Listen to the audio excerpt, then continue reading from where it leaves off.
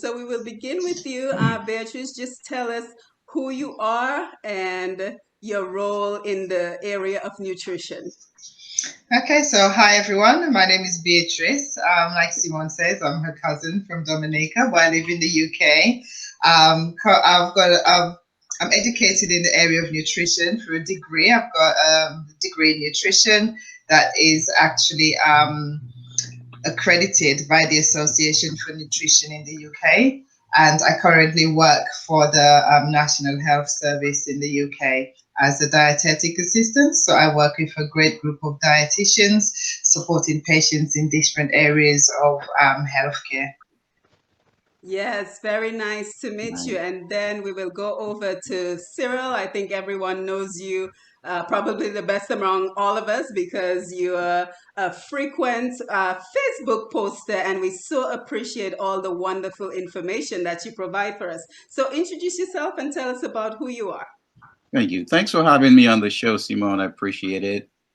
My name is Cyril Brown. I was born in the village of St. Joseph in Dominica. I'm an herbalist, a health educator, and a researcher, and I currently study at the Commonwealth Center for Holistic Herbalism School and Clinic, and they are out of Boston, Massachusetts.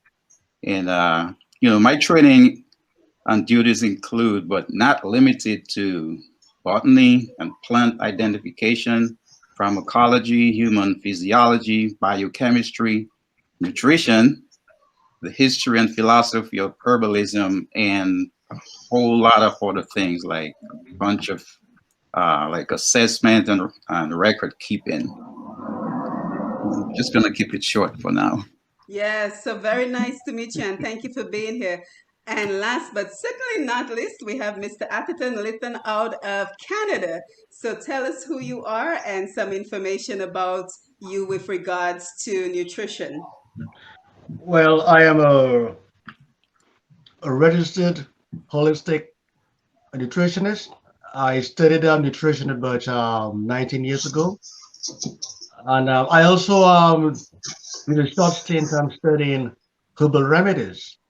And by the way, I am happy that the herbalist is there to be, because that is a major part of healthy living. And then I have attended various workshops.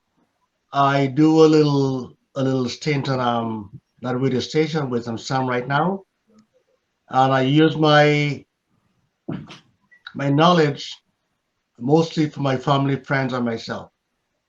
Yes, yes. So very nice meeting you. And speaking of Sam, we also want to remember to thank our sponsor for this program, which is tdnradio.net.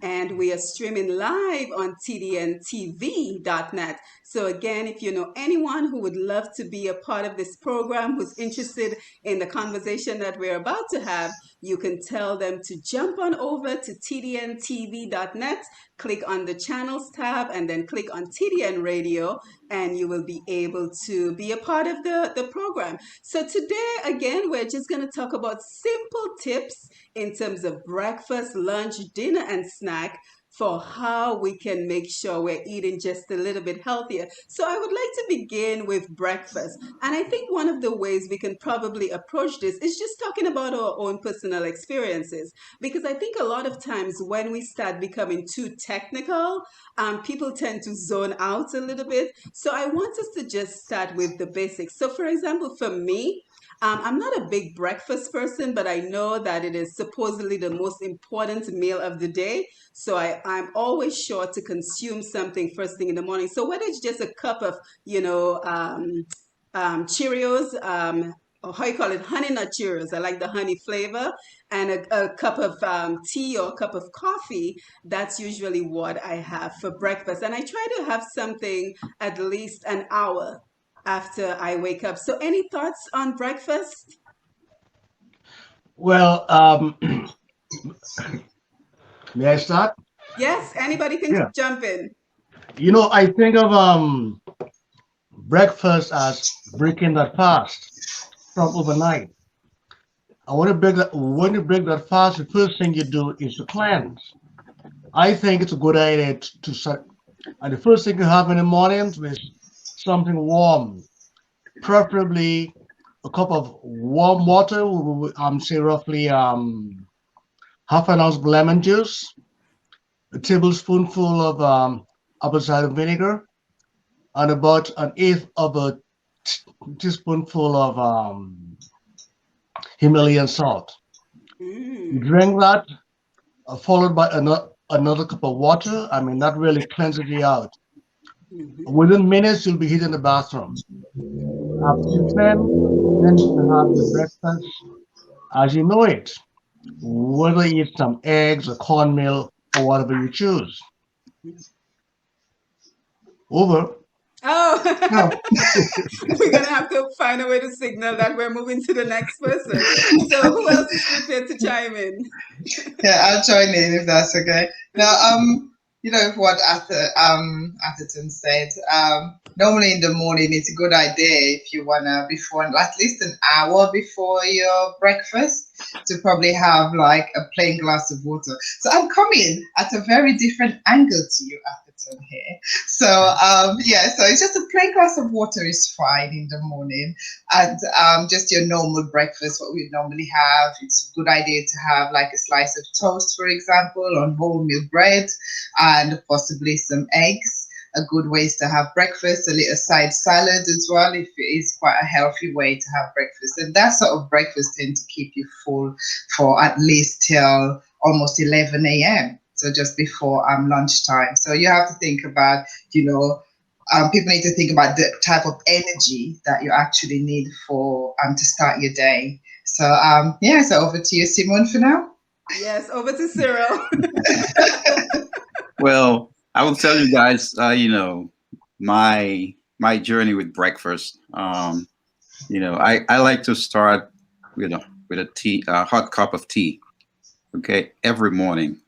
I do some tea first. I'm actually drinking some tea right now. So I drink my tea, and before, as Atherton said a minute ago, you have to eliminate in the morning. So that's a very important part of breakfast, or before having breakfast. So I like to drink my hot cup of tea. It helps my digestion and everything. It helps warm me up in the morning.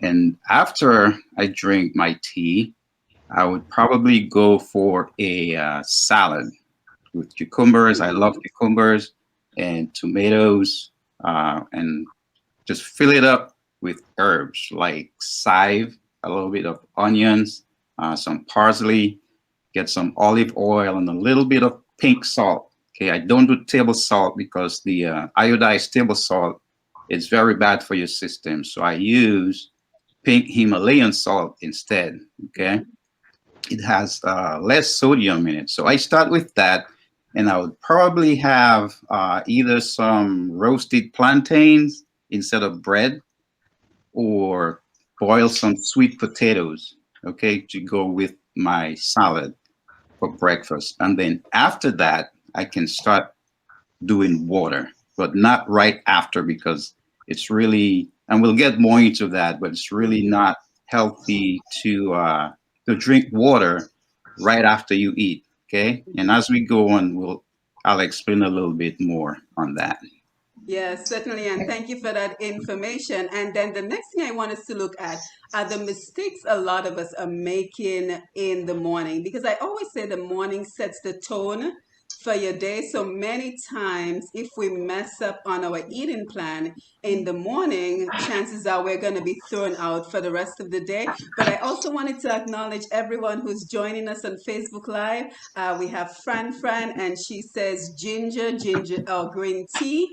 And then we have Tina Bell, and we have quite a few people who are joining us on the live. So we're very happy that you're here with us for our very first nutrition forum, International Nutrition Forum, because everyone here is pretty much from a different country, with the exception of me and Cyril, who are in the US. So thank you for being here. Don't forget to bring your questions, bring your concerns, share the live, and let us know how we're doing. Now let's talk about some mistakes that we are making in the morning. So anyone can feel free to chime in. What would you recommend that we do not do first thing in the morning? And I think one of the things that come to mind is the idea of having sweet cereals in the morning. So who would like to chime in?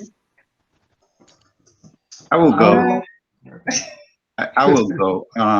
Before we jump into that, I just want to say that there are types of eaters, right? And I found there are 6 types of eaters. Okay, you have like the emotional eater.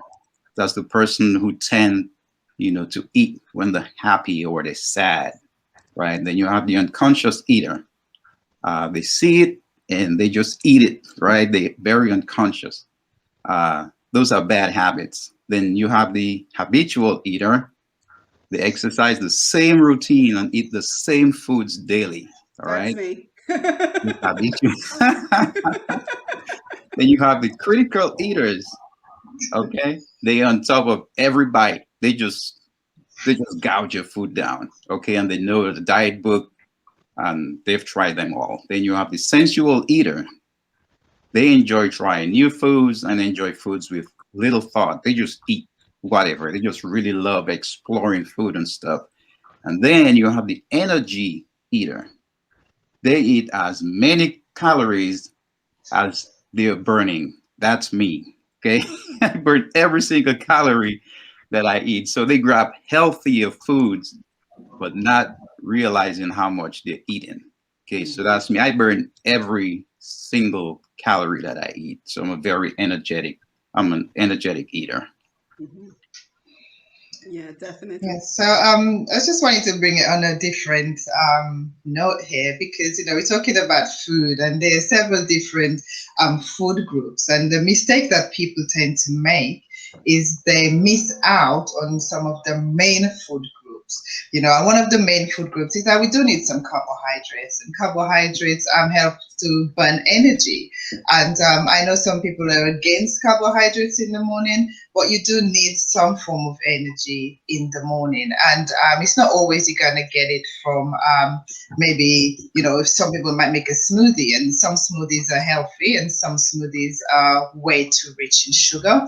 But I think we do need to think that in the morning, having a cereal or a breakfast that's got sort of like a whole bran, for example, or whole grain breakfast would be quite healthy, because whole grains also help to eliminate waste from our colon. So we do need to think about not eliminating complete food groups when we do think about breakfast, lunch, dinner, and snacks as well. So we need to remember those things.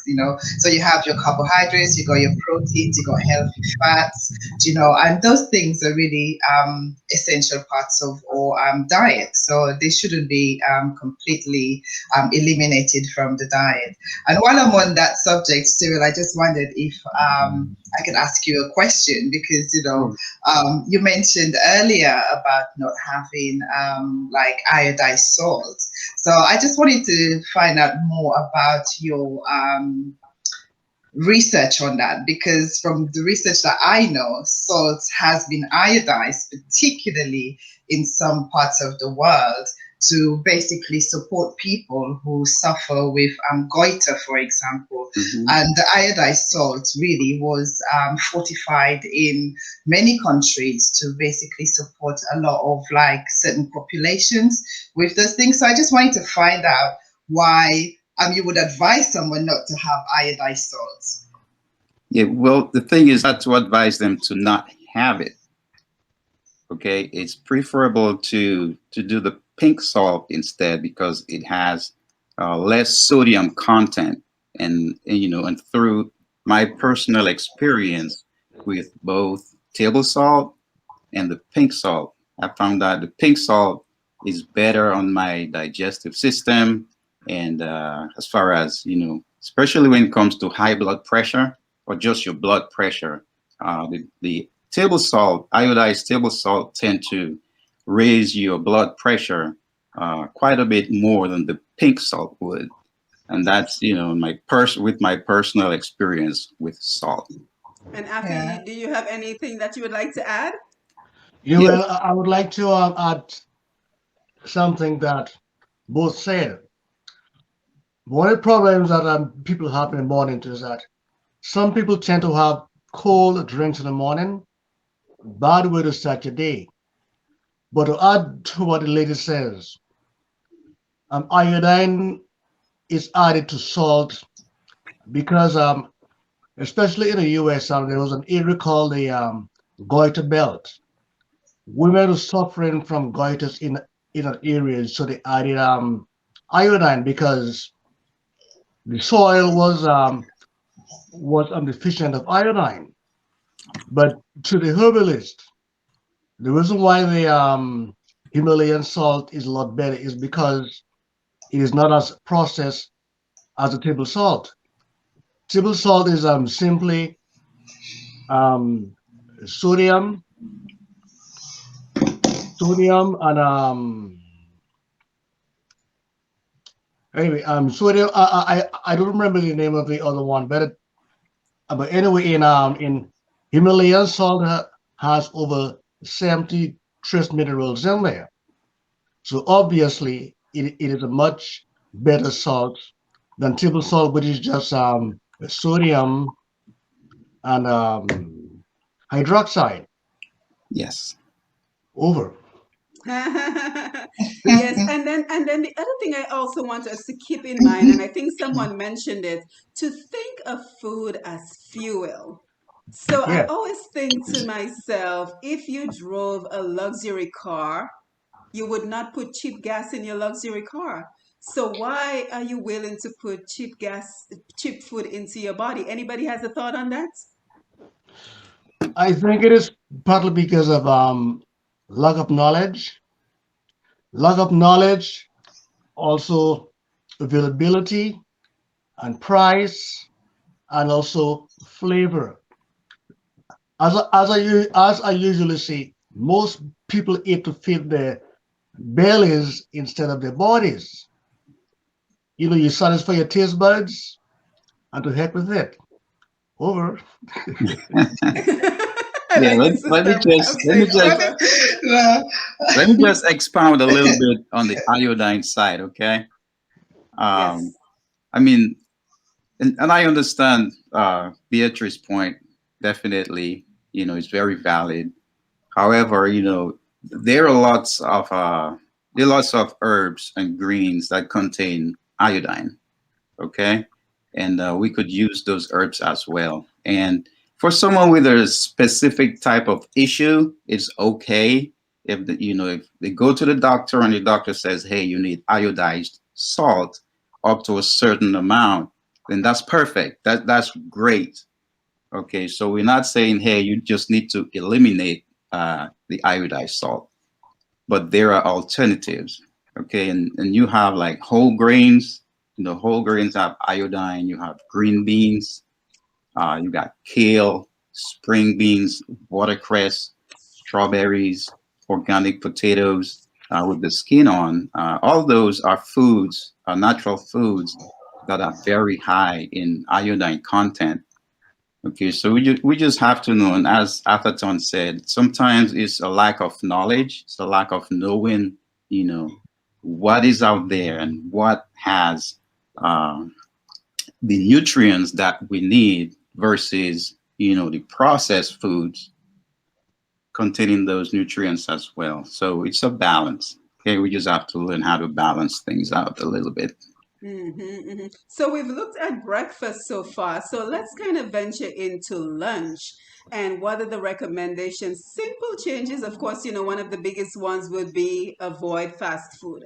Because, in my mind, what healthy eating boils down to, honestly, is preparation and your environment. Because I think to myself, if you are not prepared to eat healthy, that means if you don't have your meals readily available, by the time you get hungry, it's too late to make a healthy decision. So let's talk in terms of preparing, being ready for our meals, and the environment. And when I say about the environment, I'm talking about keeping high fat snacks in your homes. I'm thinking to yourself, oh, I'll only eat it on Friday, but then by Monday it's all gone. So let's just talk about those factors. Yes, so I'll just start if that's okay, guys. Yes, so with the lunchtime, it's a better idea if someone's preparing the lunch to have like a high carbohydrate meal at lunchtime, and always to sort of like have proteins alongside, and to the way we advise patients here is that you have a quarter plate of carbs, a quarter plate of your protein, and half a plate of vegetables. So you divide your plate half and half, and you cut half of that in half again. So you have your two quarters. So and then so you have to make sure that you're having your proteins, you're having your carbohydrates, and you're having your vegetables as well. And within your vegetables, you can add healthy fats such as olive oil, because we do need fat and we shouldn't be fat phobic, because fat is actually good for us. Our cells are surrounded by a cell membrane, a lipid membrane, which is fat. So we actually do need healthy fats. And you get that from olive oil, you can get that from your omega-3s, and flax seeds are a great source of omega-3s that can be sprinkled on the salad at lunchtime. And also, it's nice to add some pumpkin seeds, some linseeds to your salad as well at lunchtime. So having a healthy balanced lunch that's you have where you have your carbohydrate, proteins, and your salad is actually quite sustainable for most people if they do think about portion sizes. Because the mistake that many people make is their portion sizes are too big. So they'll have too much of the carbohydrate side, and then you find that too much carbohydrates is going to increase your blood sugar levels or your blood glucose levels, hence why there's such a huge thing of diabetes, for example, across the world, not just in the UK or the Caribbean. But it's just remembering that you don't eradicate your food groups, but you have your protein, your carbs, your carbohydrates at lunch. Mm-hmm. Yes. Okay. Very nice. All right, guys. Guys, That's good. That's thoughts on good. lunch? I would like to say something about fats. I find that people don't seem to choose the fats properly, as the lady just said. The majority of us use fat from vegetable sources, and they're usually very high in omega-6, and omega-6 is pro-inflammatory. So any disease that ends with itis has an inflammatory component. Not only that, but those oils are usually highly processed. Not only that, the omega-6 there is going to get you sick, but the oil is already rancid even before it is bottled. Of course, the oil is treated to get rid of the rancid taste. But all the same, that oil has already been spoiled. And if you notice, oils that are of any quality are usually in dark bottles, and you're advised to buy small bottles so that way they can be used, say, within weeks, because every time that bottle gets opened, it gets oxidized. So you buy small bottles and keep them in dark places and also cool places over. Yes, yes. Cyril, you have anything to add? Because the questions and comments are coming in on Facebook, and I want to make sure we engage the audience. So Okay. let's see what you have to add. And then a very good point came in on the Facebook Live I'd like to share. Sure, no problem. Yeah, lunch. Beatrice made some awesome points about balancing out your carbs and your protein and everything else. And a lot of us are familiar with crashing after lunch. When you eat, you crash, right? And you're trying to figure out, like, why are people crashing after they eat? Because food should be fuel to you and not something to take you down, right? So, and like Beatrice said, your carb intake should be balanced, because if you're taking in more carbs, which is fuel, okay, your body turns that into fuel. If you don't burn those carbs, you're gonna crash after you eat lunch. You are gonna, go to sleep. You're falling asleep at your desk. You're wondering why you're so sluggish, right? So again, it needs to be balanced out. You need some protein. You need carbs, and don't eat a lot of carbs if you're not gonna burn the fuel. Okay, don't take in fuel that you're not going to burn. You have to burn it out. Otherwise, you will fall asleep at your desk. You'll get fired from your job. Just wanted to Yes, make that yes. point. Yes, great point. So here's what Fran has posted. She says the cost as well, because it's difficult to get healthy fruits and vegetables in low and poor income community. And I'm sure that is something Yeah. that we have all heard. So what are your views on that? And for people in poor areas or low income families, frozen vegetables are just as good as the fresh Yes, vegetables. And yes. also canned fruits that are not in syrup, as long as it's in its own natural juice, then it's also quite okay for people to consume. So it's just look for those sort of options when you do shop. And on canned fruits, for example, you're looking at the sugar content of the fruit, but you just need to read the food labels on the back of the cans, and you'll be able to see the sugar content. If the sugar is high up on the list on the back of the can, it's the first thing on there, it's gonna have quite a lot of sugar in the actual can. But if it's lower down on the list, then it's quite healthy to consume. But frozen is just as good. Frozen strawberries is really good, because we know strawberries is high in vitamin C, and it's a great antioxidant. So we're looking at consuming 5 portions, basically, according to the health organizations. Here is 5 portions of fruits and 3 portions of fruits, 5 portions of vegetables a day. So you're just looking to make sure you consume the right amount of fruits, and having a mixture of different things is quite good. Variety is quite good. Any other thoughts? Eat Yeah. in your colors. Yeah. Yes, Afi. Listen, I was going to say that although frozen fruits and veggies are good, but I think of them as a compromise, because compared to fresh fruits, the frozen ones are usually blanched before the package. By blanching, they dip them into hot water, so they can kill any bacteria or microbes in there, and they flash freeze them. But one of the benefits of raw foods is the enzymes, and heat kills all enzymes. Anything hotter than, say, roughly 118 degrees Fahrenheit, and that is only warm water. So if you cannot afford fresh fruits, buy the frozen ones, but be aware that you're losing a little.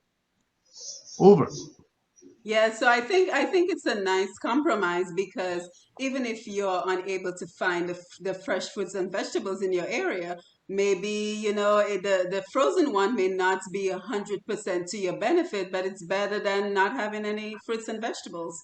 Yeah, just to That's right. comment on that, a lot of people think frozen or canned tend to be bad, but they're not necessarily bad. For example, apples. Let's look at apples. Apples are picked and they're actually kept in storage for quite a number of months before they actually make their way to the grocery store. So you find by the time it actually hits the shelf in the grocery store, it stays there for however long before you buy it. It's lost a considerable amount of its vitamin C. So you might think that you're getting quite a lot of vitamin C from a fresh apple, where in fact you wouldn't be getting that. You'd be getting more vitamin C from a strawberry that's been picked and frozen straight away. So you really don't need to think about how foods are prepared, how they get to the store, the length of time they go into storage, and the effects that storage can have on certain fruits and vegetables. For example, if you look at tomatoes, for example, canned tomatoes is richer in lycopene than you'd find a fresh tomato in the shop because it's picked, canned straight away. And it maintains its lycopene consistency rather than if you just bought tomatoes straight from the store. It's much lower in vitamin C and it's much lower in lycopene. Yeah, and I have to say, I'm really enjoying the diversity of thought that is going on in this program. I like that we're coming at this from different angles, and I'm liking that we're having a constructive conversation about the benefits versus the pros and the cons of everything that we are talking about. So, thank you for being very candid, and thank you for being very respectful of each other's opinion. Anybody else have anything you would like to chime in before we pose the next question? Yeah, sure. As far as the question was asked, since cost is a factor for a lot of people in certain communities, how easy, okay, or is it easy to find, fresh fruits, fresh vegetables, fresh baked bread and stuff like that. So there has to be a compromise, okay, and we're not going to be naive about it. There should be compromises because everyone doesn't have $50 to go spend on a bunch of fruits and vegetables, okay. And Beatrice made a very interesting point as far as the fresh fruits and vegetables go, because just from my personal experience as well, sometimes you buy what we think is fresh fruit and you put it in your fridge or your counter, and in a couple of days it's beginning to turn, okay, it's beginning to spoil and stuff. And I think what she was pointing towards is that in the can, also, I don't advocate eating canned foods, but with people with a very low budget, okay, I mean, that's what they could afford, and we can't bang them on the head for eating canned vegetables and fruits because that's what they could afford. Okay, so the fruit is canned, though it's packaged in a box or a glass bottle or whatever, and there is stuff added to it to preserve it, and they could get to eat, at least they get into eat. But sometimes the fresh vegetable, you put it to sit and it spoils. It starts turning yellow and brown and red, and then you have to throw it away. Versus if you had just bought it in a container, you would still have some food to feed your family. Ashley, do you want to chime in? Yeah, I would like to say that the price of fresh foods vary with some seasons. When foods have been seasoned, they're usually cheaper. Yes. For example, it is not mango season now. You go to buy mangoes, it could cost you over $3 or $4 per mango. Yep. Absolutely. Instead, buy oranges or apples. Anything that is in season is usually cheaper. So try to budget that way. I mean, eventually you will have your pick of what you want when the price goes down. And I think that is a very valid point because, maybe we should be planning our meals surrounding what is in season. So if oranges are in season, then we try to make meals that incorporates whatever fruits and vegetables are in seasons and are more affordable. But here's what I want to ask, and we have a couple of good questions on the live that I want to take, but I want to make sure we get some information out there first. And this is what I want to ask. We're all from Dominica. So did we have it right in the Caribbean to have our healthier, our heavier meal for lunch as opposed to here in the US, and I'm not sure about Canada and the UK, where the heavier meals are at night. So do we have it right in the Caribbean? Certainly do. We certainly did. Even growing up as a child back in Dominica, people used to think, okay, well, you was a bit poor, but it wasn't about that. It was that you had natural grown fresh produce every single day and homemade stuff. So yeah, it was quite nice to have your heavier meal at lunch. And then you always had a lighter meal at dinner. So when I talk to my kids about when I was young, my granny used to do us breakfast. I would go to school. Then you have your big lunch, and you come home and you have like an afternoon tea. And they were like, "What afternoon tea, Dominica?" I go, "Yes, we did." And they were like, "What's that?" So I go, "It's a lighter version of a meal. So it's not a full carbohydrate loaded meal. It was just a lighter meal." And to be honest, and when you look at it, none of us were overweight. We're all quite healthy. Nobody was ever sick, really. And so it was quite a nice way to live. And then I think over here, it's just really the wrong way round, personally. Excellent. Any thoughts, Cyril and Athi? Yeah, Yeah. I'm gonna be short. I think the difference is that I'm back home. We had our lunch at home. So Yes. we walked home and we had lunch and we walked back Yep. to work. So I mean, whatever we ate, we burned throughout the day, and we had and we had a light dinner after. That's my Yeah, take. and that goes to Cyril's point that you should not be consuming it if you don't plan on burning it. Exactly. Exactly. Mm-hmm. And to add, Absolutely. I'm second, but to add to what Cyril says, I always say that you either burn it or you wear it. Yes, that's a good way Yes. of looking at it. And carbs are high energy foods. I mean, if you do sedentary work, why are you eating like a footballer? You see? Yeah. Yes. Yeah. See, Yeah. for me, I consume a lot of carbs. Mm-hmm. A lot. Mhm. I make pop shoe all the time. I love green bananas. I love cassava, dasheen, and those things. But but my metabolism is very rapid, and I'm a martial artist, so I could consume a lot of carbs because I burn every single Mm-hmm. carbohydrate that's in my Mm-hmm. body. Mm-hmm. See, like Arthur said, if you live a sedentary lifestyle, leave carbs alone. Mm-hmm. Don't But touch it. Cyril, some of the carbs that you mentioned, the prebiotic foods. I mean, if your body doesn't digest it, it will not grow on you. So Mm-hmm. Yes. you have many prebiotic foods in your diet that are not affecting your body weight. Yeah, Mm-hmm. the thing about Is what. Cyril just spoke about is the type of foods you talk that you're eating. They tend not, for me, they're more like starchy foods, which is they're still a kind of carbohydrate, but they're more on the starchy side, which your body uses very differently to certain types of carbohydrates. For example, like rice or pasta or bread. Your body uses those type of carbohydrate foods very differently.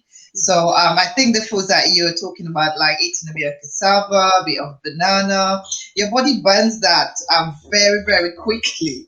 They're more rather than actually it doesn't burn it quickly, but they're better sort of starchy foods to eat. What your body does not burn very well is like the breads, the rice, the pasta. They turn into fat if they're not burnt. So they just do. It's just sort of like differentiating the different types of carbohydrates. Mm-hmm. And trying to, Mm-hmm. and people need to sort of like think of more complex carbs rather than simple carbohydrate foods, because simple carbohydrates foods just, go straight into the bloodstream and, increase your blood sugar levels and create more body fat. But complex carbohydrates tend to be more loaded with fiber, so they tend to be better for you in that sense. Mm-hmm. And Yes. I want to ask the all important question, because the number one reason most people admit to not eating healthy is because they do not have time, right?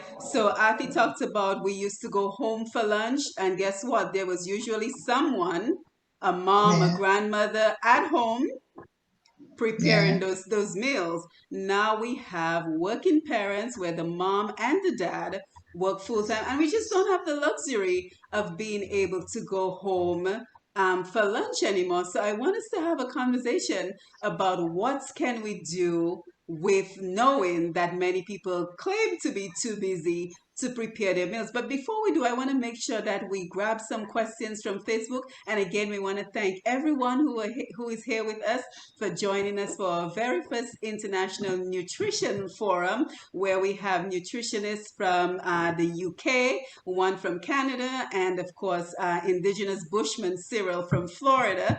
And we are all sharing on the important topic of simple ways to eat healthy, especially with summer around the corner and we're trying to get the summer bodies ready. So just here to inform you on simple ways to eat healthier and lose weight permanently. Now we have in the audience, we have Marshall who says, greetings. What can you say about constipation, causes and cures? So that's a great question if anybody wants to take that one on. I'll jump in. I'll Yes, jump please in on do. that one. That was actually I don't want to say popular, but a lot of people suffer from constipation. But one thing to keep in mind, if you're constipated, don't, first of all, do not just go take a laxative. Okay, that might not be the first move you want to make. Okay, you want to stay hydrated. First of all, you want to drink a lot of water.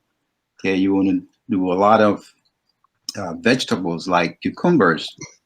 Okay, coconut water, they keep you hydrated. Okay, you want to do fiber, and you want to exercise. You want to exercise a lot, but stay hydrated.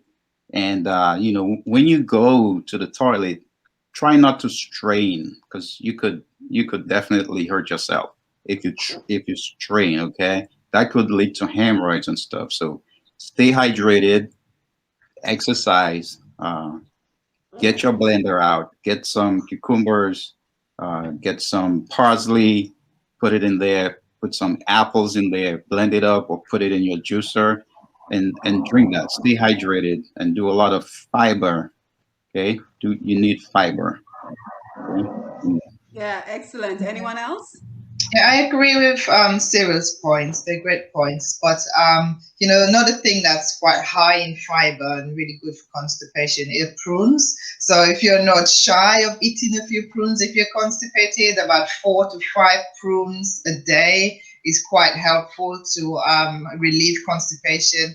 But if you're gonna eat prunes, you do need to maintain at least 1.5 to 2 liters of water a day. So hydration, like Cyril said, is quite key to help resolve constipation and the fiber. Because fiber, you obviously don't absorb fiber in your colon, but fiber is used to help to pass out any waste.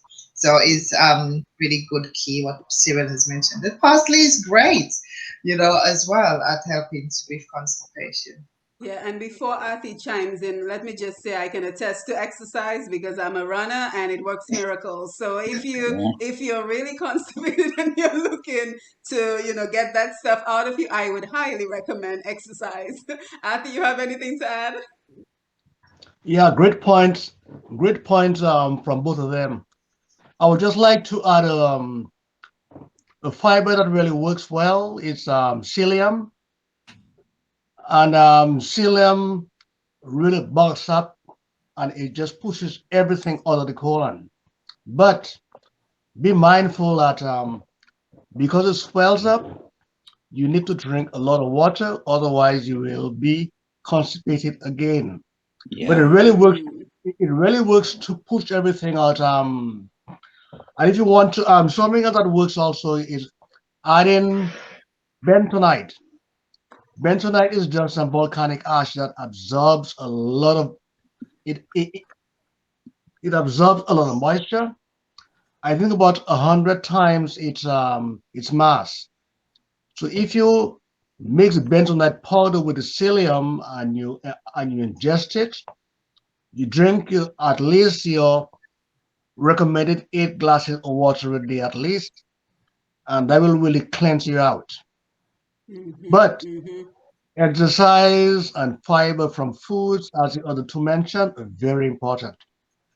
Yes, excellent point. Excellent point. And of course, we just want to remind everyone that these are everyone here has a background in nutrition, with the exception of me. And we are not medical doctors, so we are not providing medical information. We're providing information on nutrition, what works for us in particular, and what has worked in our own practices. Now we have another question. So, guys, thank you for chiming in with the questions. We truly appreciate it. We have Chris Laville, and he says, what are your food option recommendations for people who may suffer with gastritis and indigestion? So, who would like to take that question? I'll take it. I'll Thank go you. first. Great question. Because what we have to understand is that digestion starts in the mouth. Okay, it starts in the mouth. So the first thing you want to do is chew your food properly. Okay, chew your food, chew it, so the rest of the digestive system doesn't have, a lot of work to do, or most of the work to do. Okay, you want your food to get digested properly, so you chew it well. Don't just bite and swallow. Okay, now bitter herbs. Okay, bitter herbs can actually stimulate our brain to release digestive hormones. Okay, so if you suffer with indigestion, before you eat, okay, about 30 minutes or so before you eat, okay, you wanna eat some or drink some bitter herbs. Okay, you could do mint, not very bitter, but it's on the bitter side of things. Pumpkin, most people know it as cerasee, aloes. Okay, those will help with your indigestion problem. So do that before you eat, about 30 minutes before you eat. It stimulates the brain, and it releases those digestive hormones. Okay, and then you eat your food. But please, I cannot stress that enough. Chew your food properly. Chew your food properly. That will help. Yes, and what about the idea of folks who like to eat and then lay down? Oh, Especially when you've had a long day of work and all you want to do is go home, eat that very heavy dinner that we just talked against, and then lay down and watch TV. How does that relate to indigestion? That's probably about the worst thing you could do, right? yes. Well, first of all, it's bad. It's a really bad idea to just eat and go lay down, especially late at night. It's better to drink a cup of tea, and probably have, a sandwich or something to go with it. Because what happens when you eat, your insulin spikes up. Your insulin level spikes up. So you don't want to go to bed with a high insulin spike. That's just really bad for you, Mm-hmm. for one. Mm-hmm. And then you were sleeping with a full belly, uh, your body, when it's asleep, it has work to do while it's asleep. And one of the tasks that you don't want to give your body is to digest a heavy meal, because it has other things going on while you sleep. So it's just really bad to do that. Mm-hmm. Yeah, your body burns a lot of energy during sleep as well. So sleeping on a full stomach, really, there's no scientific thing around it to say that it's not a good thing to do or it's a bad thing to do. It's not scientifically proven, but I think it's just for comfort reasons and also for health reasons. For healthy reasons, it's not good to really eat straight before bed. It's best to eat a couple hours, allow your food to digest before you go to bed, and possibly have a warm cup of peppermint tea or chamomile tea or herbal tea or something, something warm before bed. But yeah, I've not found any scientific reasons to back up eating and lying down that is a bad thing for you. It's just a comfort thing. It's gonna make you feel uncomfortable, because your stomach's gonna feel heavy, but then your body needs to digest that food, break it down so it can be used as fuel.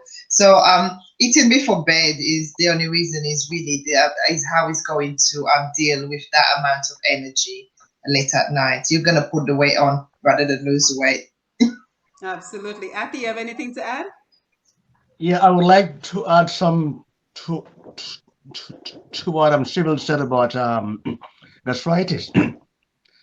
He says that chew your food properly. That is what we should all do when we eat, because Mm-hmm. digestion only happens on the surface area of what you swallow. So if you don't chew it until it is a mush, you have bits of food in your stomach that cannot be digested. I'm talking of going to bed on a full stomach. You need your body cleanses while you sleep. If you have to digest food, it doesn't it doesn't have the option of doing both at the same time, because it has to digest that food first, and cleansing will stay behind. You might wake up in the morning feeling very fatigued now, because your body had not gone through the course that it should have done overnight. Over.